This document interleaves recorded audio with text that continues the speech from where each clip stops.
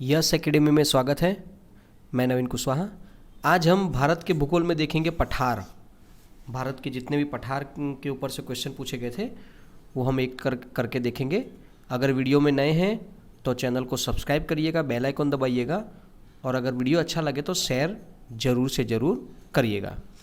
तो आइए शुरू करते हैं। पठार में पहला क्वेश्चन, भारत के दक्कन के पठार पर बेसाल्ट निर्मित लावा सैलो का निर्माण हुआ है। तो लावा सैलो का निर्माण जो हुआ है वो किससे हुआ है? तो क्रिटेशियस युग में, या तो प्लीस्टोसिन युग में, कार्बोनिफेर युग में या मायोसिन युग में। तो ये आंसर आएगा क्रिटेशियस युग में।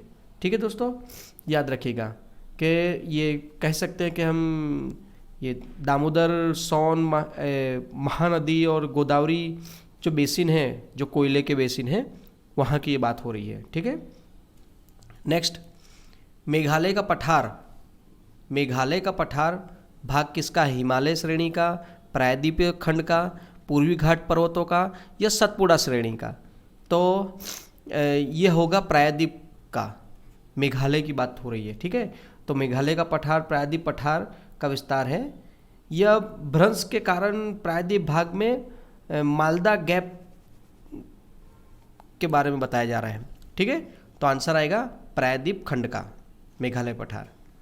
नेक्स्ट है, भारत में अतिरिक्त प्रायद्वीप पर्वत निर्मित हुए तो इयोजोइक महाकल्प में या पैलियोजोइक महाकल्प में, मेसोजोइक महाकल्प में या सोनोजोइक महाकल्प में? मतलब भारत में अतिरिक्त प्रायद्वीप पठार कब, कौन से महाकल्प में निर्मित हुए हैं?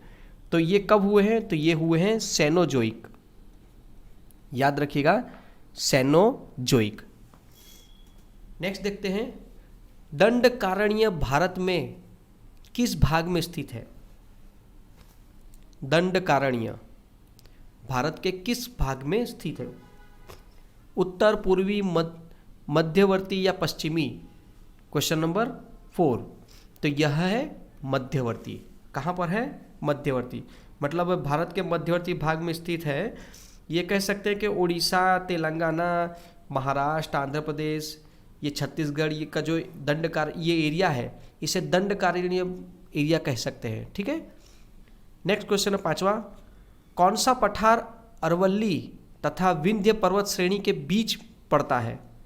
किसके बीच में? अरवल्ली और विंध्य श्रेणी के बीच में कौन सा पठार पड़ता है, वो आपसे पूछा गया क्वेश्चन नंबर 5। तो तेलंगाना पठार, अरवल्ली और विंध्य के बीच में एक ही पठार पड़ रहा है, तेलंगाना पठार, ये याद रखिएगा। नेक्स्ट क्वेश्चन है, छोटा नागपुर पठार का सर्वाधिक घना बसा जिला धनबाद क्यों है? घना बसा जिला धनबाद क्यों है? तो कुछ कारणों से ये है। ऑप्शन में क्या आना चाहिए? तो देखो, धनबाद की बात करें तो खनन उद्योग, ऑप्शन नंबर सी, खनन उद्योग का विकास तथा औद्योगिकरण यहाँ पे बहुत ज़्यादा हुआ है। तो छोटा नागपुर पठार में ये, वहाँ पे मैं आपको बता दूँ तो कोयला खनन आपको वहाँ पे ज़्यादा देखने को मिलेगा। तो इस वजह से कहीं ना कहीं, और लाल मिट्टी व्यापार के क्षेत्र में पाई जाती है वहाँ पे, तो ये भी वहाँ पे आपको देखने को मिलेगा। ठीक है। तो कोयला, लोहा, अभ्रक, तांबा इत्यादि वहाँ से मिलता है, इसलिए धनबाद में। नेक्स्ट क्वेश्चन है, छोटा नागपुर पठार। छोटा नागपुर पठार एक अग्रम्भिक है, एक पदस्थली है, एक गर्त है या एक संप्रात भूमि है? तो छोटा नागपुर पठार क्या है? तो छोटा नागपुर पठार सभी को पता है, एक अग्रम्भिक है। ठीक है, option number first. Next question है 8, अरावली एवं विंध्य श्रृंखलाओं के मध्य कौन सा पठार स्थित है? कौन सा पठार स्थित है? तो मालवा का पठार। ठीक है, एकदम इजी है मालवा का पठार। नेक्स्ट है क्वेश्चन, दंडकारण्य क्षेत्र कहाँ पर है? तो दंडकारण्य क्षेत्र कहाँ है? छत्तीसगढ़ और उड़ीसा, याद रखिएगा, छत्तीसगढ़ और उड़ीसा में है। नेक्स्ट है, निम्नलिखित में से कौन सा मेघालय पठार का अंश नहीं है? याद रखिएगा, मेघालय पठार का अंश कौन सा नहीं है? तो गारो, खासी, जयंतिया, ये तो चलो मान गए, लेकिन भुवन मेघालय पठार का अंश नहीं है। देखो भुवन पठारी जो मिजो हिल्स, मिजो का भाग है, मिजो पहाड़ी जिसे बोलते हैं ना, जो पूर्वोत्तर हिमालय के अंग हैं, ठीक है। तो गारो, खासी, जयंतिया पहाड़ी तो मेघालय का पठार है, लेकिन भुवन जो है वो मिजो का हिस्सा है, याद रखिएगा। नेक्स्ट है 11वां क्वेश्चन, बिहार के निम्न हिस्सों में से कौन सा हिस्सा भूतात्विक दृष्टि से अपेक्षाकृत पुराना है? सबसे पुराना है ऐसा कह सकते हैं।